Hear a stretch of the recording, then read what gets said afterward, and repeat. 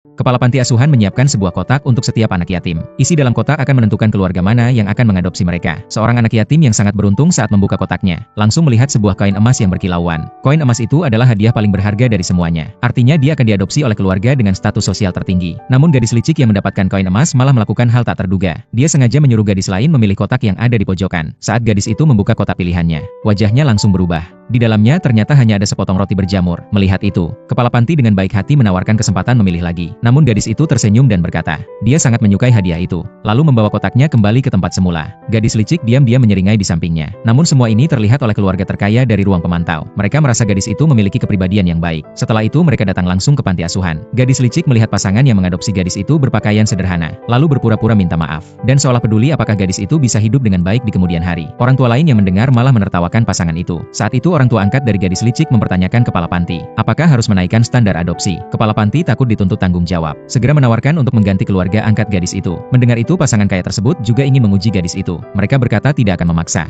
tapi hal tak terduga terjadi. Gadis itu tidak merasa malu pada mereka. Dia bahkan berkata selama dia berusaha, dia bisa membuat keluarga itu hidup bahagia. Setelah itu orang tua kaya menyuruh dua putra mereka memakai baju sederhana, meski mereka enggan, tapi karena menghormati mereka, akhirnya tetap berganti pakaian. Lalu mereka pergi menjemput gadis itu pulang. Di sisi lain di depan gerbang panti, satu persatu anak diantar pergi dengan mobil. Tinggal gadis licik dan gadis itu yang tersisa. Gadis licik melihat orang tua angkatnya datang dengan mobil mewah. Dengan sombong mengejek orang tua gadis itu, bahkan menebak mereka tidak akan datang. Baru saja selesai bicara, orang tua dan kakak-kakak gadis itu datang menjemput naik traktor. Gadis itu tampak sangat senang melihatnya, namun malah diejek oleh gadis licik, yang bilang dia pasti akan menyesal nanti. Tapi gadis itu sama sekali tidak peduli. Lalu mereka sekeluarga membawanya ke rumah yang sudah dibeli sebelumnya. Dua kakaknya khawatir dia tidak terbiasa dengan rumah yang sederhana ini. Namun tak disangka setelah melihat kondisi rumah, gadis itu malah bilang dia pernah belajar renovasi rumah. Jika ada waktu dia akan ke kota untuk beli bahan sisa, dan akan mendekorasi rumah itu sendiri. Pasangan kaya itu sangat tersentuh mendengarnya. Lalu mereka menyuruhnya mengeluarkan roti yang dulu dia pilih, dan membelahnya. Ternyata di dalamnya tersembunyi sebuah batu giok kuno. Gadis itu merasa itu terlalu berharga, tidak berani menerimanya.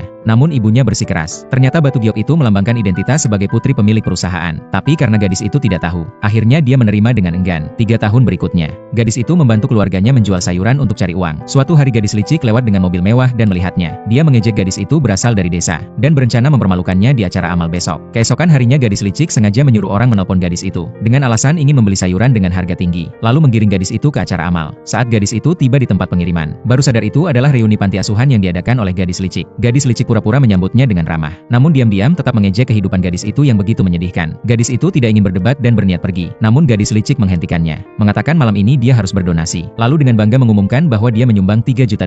Kepala panti mendengarnya langsung